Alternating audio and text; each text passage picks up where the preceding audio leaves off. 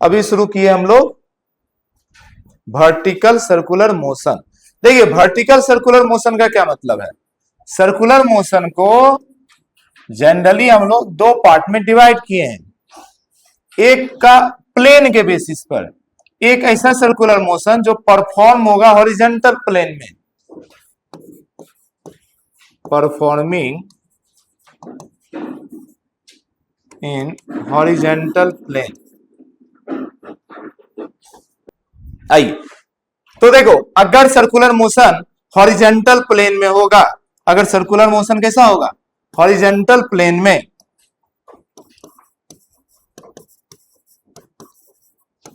एक हफ्ते से आप लोगों को बोला गया भाई 600 क्रॉस करना है, आप लोग 100 क्रॉस कर रहे हैं। हॉरिजॉन्टल प्लेन का मतलब समझते हैं ना, जैसे ये फैन कौन से प्लेन में चल रहा है, ये फैन कौन से प्लेन में चल रहा है, हॉरिजॉन्टल। बातें समझ पा रहे हैं। इस सर्कुलर मोशन को हम लोग क्या बोलेंगे, हॉरिजॉन्टल सर्कुलर मोशन। इसका प्लेन ये है, इस प्लेन में घूम रहा है, ये क्या है, हॉरिजॉन्टल प्लेन। तो जब भी कोई चीज किसी हॉरिजॉन्टल प्लेन में घूमेगा, हॉरिजॉन्टल प्लेन में सर्कुलर मोशन परफॉर्म करेगा।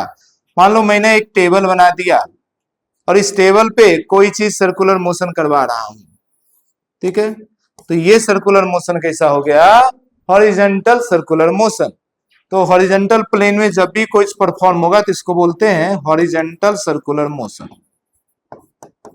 अब हॉरिजॉन्टल सर्कुलर मोशन यूनिफॉर्म हो सकता है, नॉन यूनिफॉर्म हो सकता है। बातें समझ पा रहे हैं। जो हम लोग पढ़ते थे नॉन यूनिफॉर्म सर्कुलर मोशन। इसी तरीके से अगर कोई सर्कुलर मोशन परफॉर्म हो वर्टिकल प्लेन में, परफॉर्म इन वर्टिकल प्लेन, क्या मेरी बात समझ पा रहे हैं। वर्टिकल प्लेन कौन है, ये बोर्ड तो हमारा वर्टिकल प्लेन ही है। लो ये बोर्ड कैसा प्लेन है, वर्टिकल ही प्लेन है। तो अगर इसमें जैसे मान लीजिए एक पेंडुलम ही ले लो, एक पेंडुलम ले लो और पेंडुलम का बोलो मैं नया यूज करूंगा और इसको ऐसा गोल घुमा दीजिए तो ये भी गोल घूमने लग जाएगा। क्या मेरी बात समझ पा रहे हैं। तो ये कौन सा सर्कुलर मोशन हो गया, वर्टिकल सर्कुलर मोशन। क्या मेरी बात समझ पा रहे हैं। इधर वाली सारी बातें हो चुका है सर्कुलर मोशन के समय। इधर वाली बातें थोड़ी बहुत हम लोग किए, वेलोसिटी वगैरह निकालना देखे। अभी फिर से वर्क पावर एनर्जी कंसेप्ट को कैसे यूज कर सकते हैं सर्कुलर मोशन में, स्पेशली वर्टिकल सर्कुलर मोशन में, वो हमें समझना है। क्या मेरी बातें समझ पा रहे हैं। तो ये डायग्राम बनाने का मेरा मतलब ये है कि अभी से जब भी वर्टिकल सर्कुलर मोशन बोले तो आप समझ पाएंगे ना कौन से प्लेन में काम हो रहा है। क्लियर है। अब हमें समझना क्या क्या है। हमें पहले तो हर पॉइंट पे कहीं पे भी वेलोसिटी निकालना सीखना है, फिर हर जगह टेंशन निकालना सीखना है, फिर कहीं का भी टेंशन डिफरेंस अलग अलग क्वेश्चन आ जाएगा। क्लियर है। चलिए आगे बढ़ते हैं। ये तो मैं सिर्फ आपको समझा रहा था, बेटा हूं ना। वर्टिकल सर्कुलर तो समझते हैं ना। चलिए आ जाइए, अब शुरुआत करते हैं। शुरुआत करते हैं। देखो मान लो एक ना मैं VCM बना रहा हूं, ठीक है, ये इसका सेंटर, ये कुछ था बॉब स्ट्रिंग। अब मैं 3-4 पॉइंट दे रहा हूं, ठीक है। इस पॉइंट का नाम है टॉप, है ना, चाहो नाम दे दो कुछ भी। इसका नाम मैं लिख देता हूं मिड या मिडिल, इसका नाम मैं लिख देता हूं बॉटम, या नाम दे सकते हो तो ABC, इसी तरीके से D, ठीक है। अब हम लोग क्या है, हर जगह पहले टेंशन का डायरेक्शन निकालते हैं। मान लो ये बॉब जब घूमकर यहां गया, ऐसा कुछ सर्कुलर मोशन कर रहा है, यहां गया तो यहां पे इस डायरेक्शन में टेंशन होगा, यहां पे इस डायरेक्शन में टेंशन होगा। जब ये बॉब यहां पे जाएगा तो यहां पर टेंशन इस डायरेक्शन में होगा, यहां पे जब आएगा बॉब तो इसका टेंशन इस डायरेक्शन होगा। टेंशन का डायरेक्शन क्लियर है ना। मुझे ये भी पता है जो सेंटर की तरफ फोर्स लगता है उसका नाम क्या, सेंट्रीपिटल फोर्स। पर नेट फोर्स देखना पड़ेगा, क्या सेंटर की तरफ और भी कोई फोर्स लग रहा है, बताओ यहां पर इस लाइन पर और भी कोई फोर्स है क्या। देखो जल्दी खोजो, एक और फोर्स दिखेगा जिसका नाम होगा mg। दिखा, एक और फोर्स है mg, यहां पर एक और फोर्स है mg, तो ये तो T था ही, यहां पर mg अलग हो गया, mg का डायरेक्शन अलग है, T और mg में कोई रिलेशन नहीं है, यहां पर भी mg अलग है। समझ पा रहे? कुछ कुछ मैं ना बेसिक बेसिक पहले आपको इक्वेशन लिखने सिखाता हूं, क्वेश्चन कुछ भी पूछे अप्रोच वही रहेगा कि हमें यहां पर क्या क्या क्वेश्चन इक्वेशन बना सकते हैं। क्वेश्चन तो सॉल्व इक्वेशन से ही होगा। तो देखिए क्या क्या इक्वेशन बना सकते हैं। अगर मानो लोएस्ट पॉइंट की बात किया जाए, बॉटम पॉइंट की, एट ए या बॉटम पॉइंट, बताओ अगर सेंटीपिटल के लिए मुझे इक्वेशन लिखना है तो क्या लिख सकता हूं? बोलो, T माइनस mg। समझ पा रहे? नेट फोर्स वही है ना, T। किसी को ये नहीं लग रहा है दोनों बैलेंस है? आप लोग को बार बार लगता है ऐसा। तो T minus mg should be equal to, यहां का वेलोसिटी को 1 मान लो इसकी वेलोसिटी कुछ v1, तो यहां की वेलोसिटी ले सकते हैं mv1 स्क्वायर बाय r, इसकी रेडियस जो भी हो या लेंथ l दे दे। क्या मेरी बात समझ पा रहे हैं? ये ऐसा हम लोग यहां पर इक्वेशन बना सकते हैं।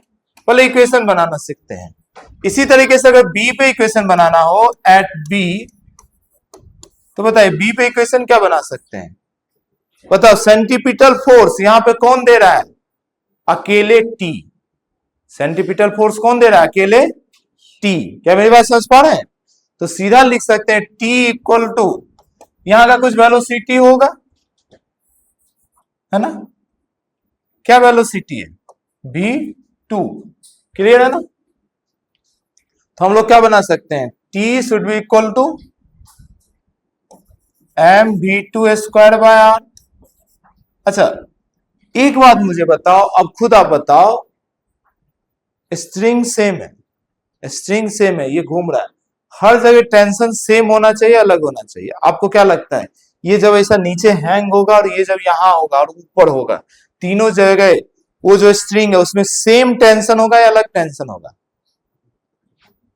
सोच कर बोलो ना, गलत ही बोलो पर बोलो तो क्या होगा? अलग होगा। नहीं समझ में आ रहा है? कोई चीज ऐसा हैंग होगा तो यहाँ पे ज्यादा टेंशन होगा, ऐसा लग रहा है? ऊपर होगा तो टेंशन कम होगा, वो तो और उसको स्लैक करना चाहेगा, लूज करना चाहेगा mg। यहां पर ये mg इसको टाइट करना चाह रहा है, पर यही mg जब ये ऊपर है तो उसको क्या करना चाह रहा है? लूज करना चाह रहा है। क्या मेरी बात समझ पा रहे हैं? अब खुद ओरल भी आपसे पूछे कि टॉप में ज्यादा टेंशन होगा या बॉटम में, तो आप क्या बता सकते हैं? टॉप में। समझ पा रहे हैं? पूरे में बोले सबसे कम कहां होगा, कहां बता सकते हैं? टॉप में। यहां वाला तो पूरा mg इसको लूज करना चाह रहा है। बात समझ पा रहे हैं? हालांकि वो सब एक एक्सप्रेशन में आ जाएगा, पर एक बात समझ आइए कि वर्टिकल सर्कुलर मोशन में हर पॉइंट का टेंशन क्या होता है? अलग। वर्टिकल सर्कुलर मोशन में हर पॉइंट का टेंशन क्या होता है? अलग। क्या ये बातें क्लियर है ना? इसीलिए अब यहां पे नाम भी देना पड़ेगा आपको। जैसे मैं नाम दे रहा हूं T1, T2, T3, T4, ऐसा आपको नाम देना पड़ेगा अलग अलग। ये जो भी मिला आपके लिए, T1 मिला बॉटम का, ये जो मिल रहा है T2 के लिए मिल रहा है। क्लियर है ना?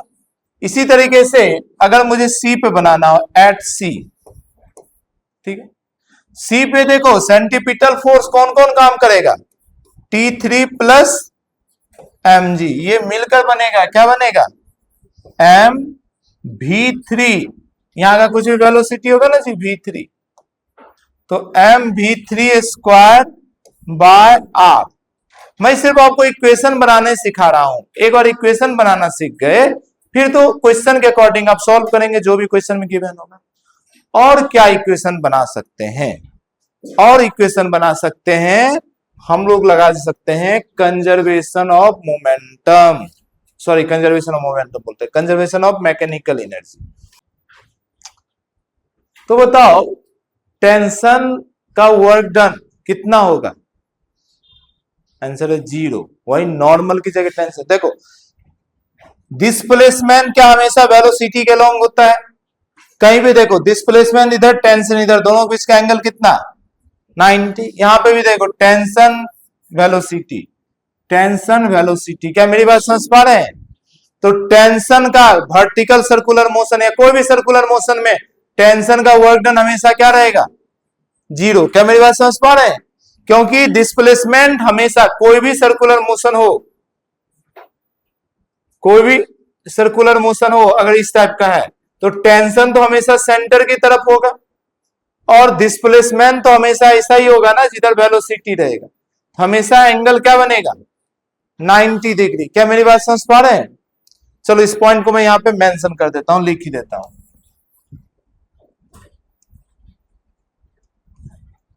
क्या लिख देता हूं, tension is always perpendicular to displacement.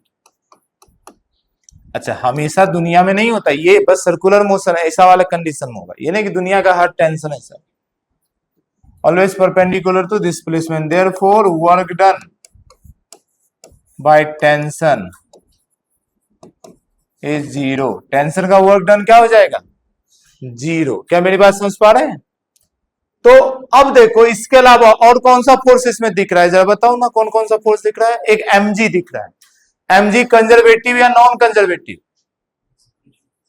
भाई mg conservative non conservative? Conservative है ना। क्या तीसरा कोई फोर्स दिख रहा है क्या टेंशन और mg के अलावा? है क्या कोई फोर्स? कौन सा है बोलो, मैं सर फोड़ता हूं। कौन सा तीसरा फोर्स दिखा? हे प्रभु, टेंशन और mg के अलावा कोई और तीसरा फोर्स दिख रहा है क्या कहीं पे? नहीं ना। तो एक फोर्स का वर्क डन जीरो ही है और mg जो है वो तो कंजर्वेशन वाला ही है, यानी हम आराम से इसमें यूज कर सकते हैं कंजर्वेशन ऑफ मैकेनिकल एनर्जी। मैं बार बार इतना डिस्कस इसलिए कर रहा हूं कि आंख बंद करके हर जगह नहीं काम करेगा कंजर्वेशन एनर्जी। वहां रूल है कि कोई भी नॉन कंजर्वेटिव का वर्क डन नहीं होना चाहिए। क्या मेरी बात समझ पा रहे हैं? और एग्जाम में थोड़ा ट्विस्ट वाला क्वेश्चन आएगा तो आप में कंफ्यूजन ना होना चाहिए। आ जाइए, अब कोई दिक्कत नहीं। अब यूज करेंगे using conservation of mechanical energy. अब कंजर्वेशन जब भी यूज होता है तो किसी पॉइंट पे नहीं यूज होता है, किसी पॉइंट पे नहीं यूज होता। क्यों? यहां तो है कि mechanical energy initial equal to final, तो किसी एक पॉइंट को इनिशियल किसी एक को फाइनल तो मानोगे, यानी दो पॉइंट के बीच यूज होगा। अब आपकी मर्जी, जैसे ए और बी के बीच यूज कर लो, फिर बी और सी के बीच यूज कर सकते हैं। बात समझ पा रहे हैं? तो हम ना एक वेलोसिटी का रिलेशन बना सकते हैं हर जगह, जैसे v2 v1 से कितना ज्यादा कितना कम होगा ये निकाल सकते हैं। इसी तरीके से T2 T1 से कितना कम कितना ज्यादा इस तरीके से निकाल सकते हैं। चलिए ए और बी के बीच लगा रहे हैं, between A and B, A and B. Okay, जरा ए का mechanical energy of A should be equal to mechanical energy of B. A का बताइए काइनेटिक एनर्जी कितना, half M v one square. कहीं पे कोई दिक्कत नहीं, लिख रहे हैं half M v one square plus, देखो पोटेंशियल में हम क्या कर रहे हैं, इसी को रिफरेंस मान ले रहे हैं। समझ पा रहे हैं? इसी को रिफरेंस मान ले रहे हैं तो इसको हम जीरो मान लिए, इक्वल टू बी का kinetic energy half M V two square plus, ठीक है, यहां का पोटेंशियल एनर्जी बता सकते हैं? हेलो, कितना हाइट पर है, आर हाइट पर दिख रहा है, तो एम जी एच की जगह क्या हो जाएगा, आर। तो क्या हो जाएगा, एम जी आर। कहीं पे कोई दिक्कत वाली बात नहीं है। तो अब देखिए, क्या मैं सबका एम कैंसिल कर दूं? अच्छा, मुझे ना V2 निकालना है तो V1 तो इधर ही, ओके कोई नहीं। तो देखिए ये मिला V1 स्क्वायर बाई 2 और इधर मिला है V2 square by 2 plus GR, ठीक है जी। तो इस GR को इधर भेज दीजिए, तो V1 square by 2 minus GR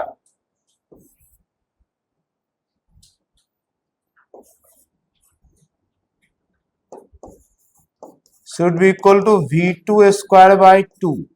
यहां से देखिए 2 को इधर भेज देंगे तो 2 इधर भेजोगे तो ये 2 कैंसिल हो जाएगा, तो ये बचेगा V1 square minus 2GR equal to V2 square. तो V2 स्क्वायर जब आप करोगे तो मिल जाएगा under root V1 square minus 2GR। एक रिलेशन यहां से भी मिल रहा है। बाकी देखो ये रिलेशन का जरूरत पड़े ना पड़े, आपको इक्वेशन बनाना सीखना है, आपको मेन इक्वेशन बनाना सीखना है। चलिए इसे नोट कर लीजिए। तो टेंशन के लिए इक्वेशन बनाना और वेलोसिटी के लिए इक्वेशन बनाना, कर पाएंगे ना? एक इक्वेशन आप खुद से बनाइए, जरा प्रैक्टिस कीजिए।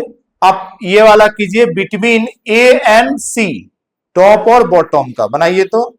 और इसी तरीके से एक रिलेशन बनाइए, V3 इक्वल टू कितना होगा V1, एक रिलेशन बनाइए।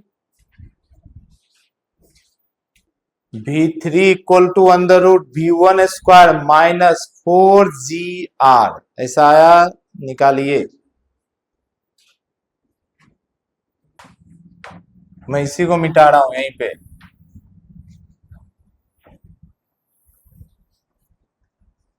ये क्या हो गया?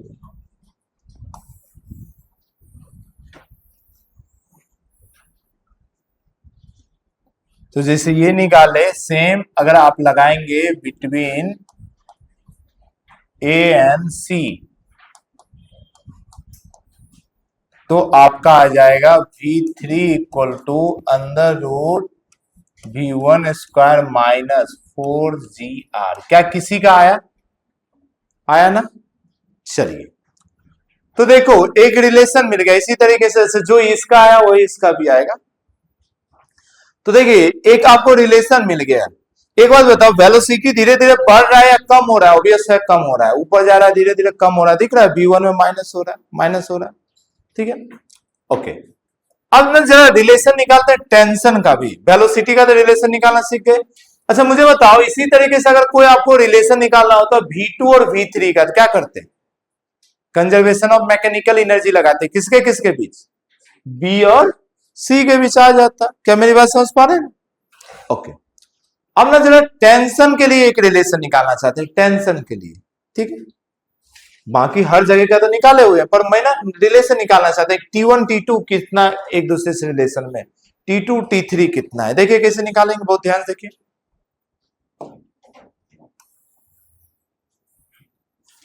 ये वाला लिख लीजिए इसके नीचे आप खुद से। चलिए ये इक्वेशन देखो, ये इक्वेशन, अच्छा इस सबका नाम दे दो, equation 1, equation 2, equation 3। From equation 1, from equation 1 T1 minus mg equal to m by r into V1 square. तो V1 स्क्वायर को हम लोग लिख सकते हैं, ठीक है, V1 ही रहने दो, वेलोसिटी 1 का तो कोई रिलेशन निकाले नहीं, ठीक है। तो एक काम करते हैं फिर, तो उसको उधर भेज देते हैं, T1 का एक वैल्यू निकाल लेते हैं। T1 का वैल्यू हो गया mV1 square r plus mg, ठीक है, ये एक इक्वेशन मिल गई, ओके।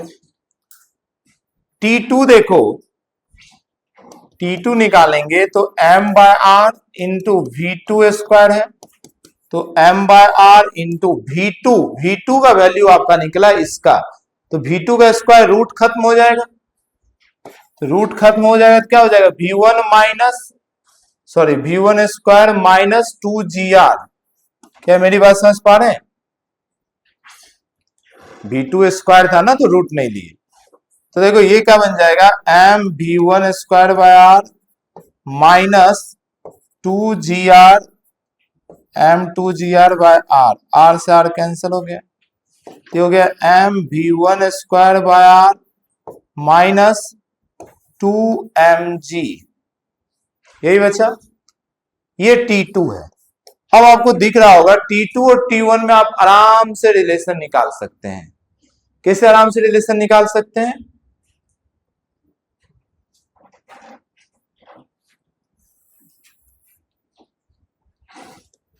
ये mv स्क्वायर बाय आर की जगह T1 माइनस एम जी लिख सकते हैं, समझ पा रहे हैं?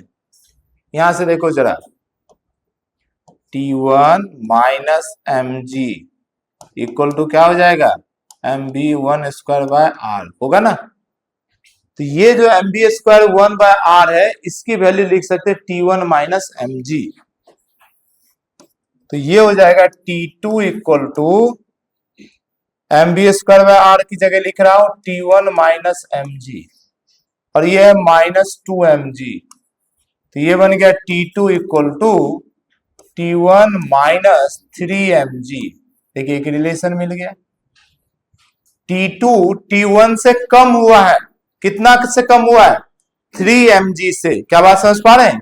जैसे V2 V1 से कम हुआ था, कितने से हुआ था, इस फॉर्मूले से, अंडर रूट 2gr, रूट के अंदर से। सेम इसी तरीके से T3 भी निकाल सकते हैं, इसी तरीके से T3 भी निकाल सकते हैं। देखिए फ्रॉम इक्वेशन 3, इक्वेशन 3 से देखो T3 को हम लोग क्या लिख सकते हैं, हम लोग लिख सकते हैं T3 equal to m by r into, अच्छा रुक जाओ, पूरा मैं लिख दे, T3 plus M G equal to m by r into V3 का स्क्वायर, देखो V3 ये निकाले हुए हैं, बातें समझ पा रहे हैं? तो उसका स्क्वायर करेंगे तो उसको छोड़ देंगे, तो V1 स्क्वायर माइनस 4gr। अच्छा ये मैं मिटा रहा हूं, ये तो आप पहले से कर चुके हैं, ठीक है?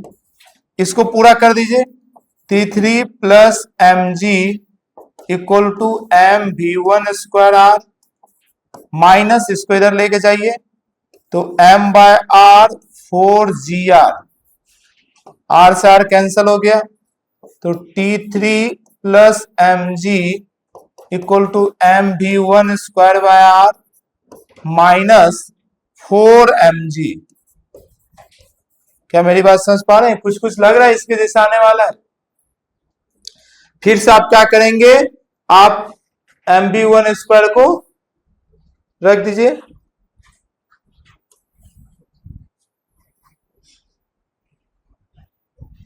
अच्छा एक सेकंड मुझे दो,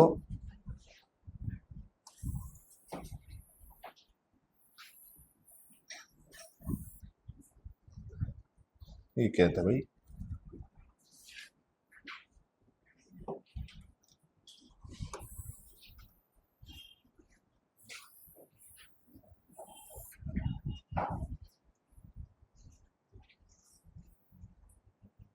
इसका ना आपको अभी मुझे फिर से जरूरत पड़ेगा, आपका लिखा हुआ है ना, मैं यहां रखने दी, ठीक है? तो देखिए mg को उधर भेज दिया, तो क्या आ जाएगा, T3 equal to M V1 square by R, और ये उधर जाएगा तो माइनस 5mg हो जाएगा, एक mg इधर है, माइनस 4mg इधर है, तो माइनस 5mg, ठीक है? अब फिर से आपको इसको अगर T1 के संबंध में लाना है, तो mv1 स्क्वायर बाय आर का वैल्यू रख दीजिए T माइनस mg, ये हो जाएगा T3 इक्वल टू, इस पूरे का वैल्यू रख रहे हैं T1 माइनस mg, और ये minus 5mg, this one become T3 equal to T1 minus mg minus 6mg।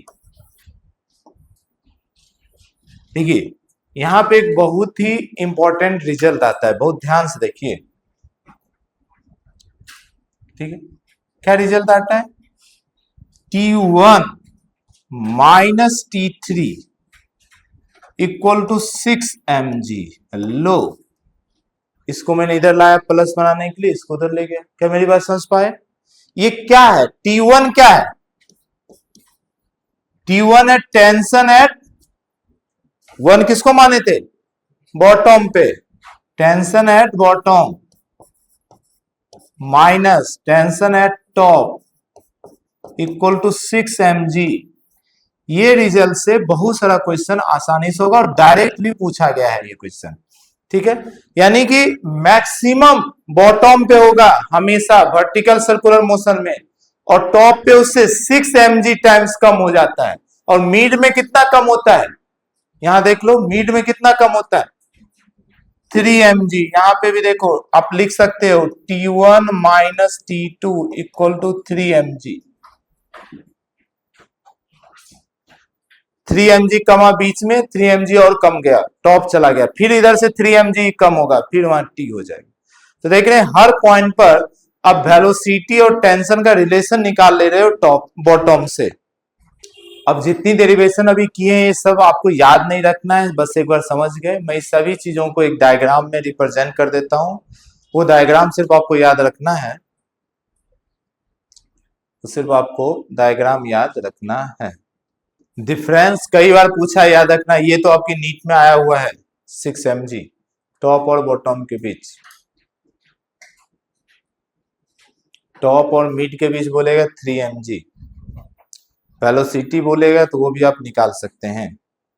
देखिए ये सारी इंफॉर्मेशन को मैं आपको एक जगह समझा देता हूं, एक जगह में आपको ये सारी इंफॉर्मेशन समझा देता हूं। देखो मान लो ये वर्टिकल सर्कुलर मोशन हो रहा है, ठीक है, तो ये तो शेप ही अजीब सा बन गया।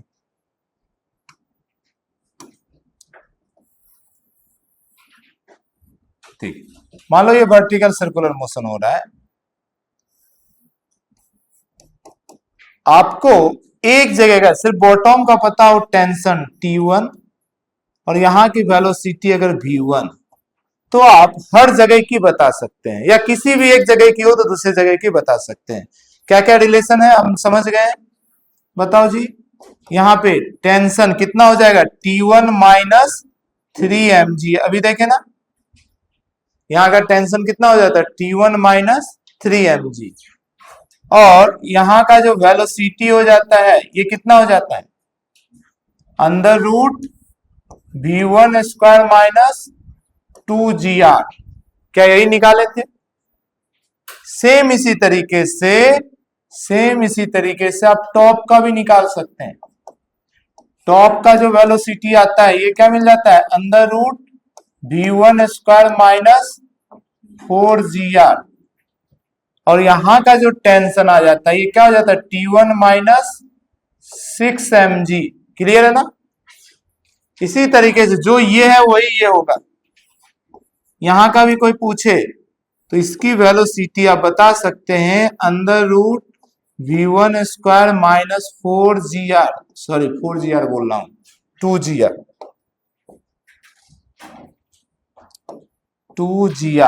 समझ पाए। और यहां का भी कोई टेंशन पूछे तो वही बता सकते हैं T1 माइनस 3 mg। तो अभी जो दो बोर्ड आपने काम किया उसका पूरा कंक्लूजन यही है। तो ये डायग्राम को अच्छे से बना लीजिए, इसे आप याद रखेंगे, इसे आप याद रखेंगे। अब इसको आप आराम से देख के बोल दे सकते हैं, यहाँ और यहाँ के बीच वेलोसिटी का अंतर निकाल लेंगे, यहाँ और यहाँ का टेंशन के बीच का अंतर निकाल लेंगे, जो बोले सो निकाल सकते हैं। आप बुद्धिमान हो चुके हैं। चलिए तो आज यहीं तक रहने देते हैं, कल हम लोग VCM पे और भी काम करेंगे, थोड़ा सा 1 घंटे की क्लास जैसा करना है हमें, फिर हम लोग रोटेशन वाले पोर्शन पे मूव करेंगे। चलिए।